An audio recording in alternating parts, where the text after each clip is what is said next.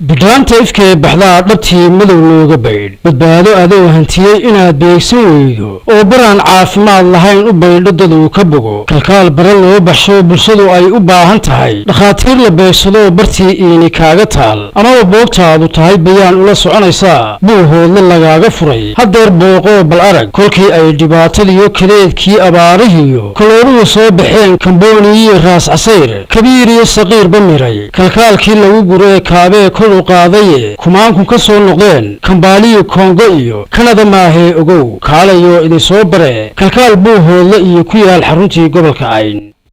halkan waa kalkaal hospital oo ku yaala magaalada Bohole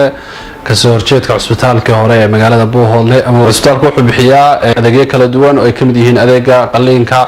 iyo daaweynta hooyada soo qalliimaadka hooyada ku bixiya si bilaasha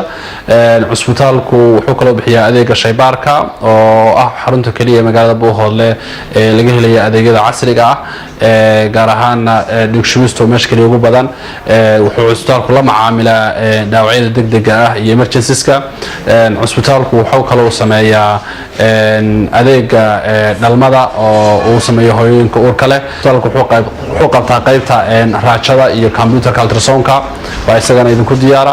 waxa cusbitaalka aad ka heli kartaan adeega xanuunada dhimirka isagoo cusbitaalku leeyahay qayb bukaan jiif ah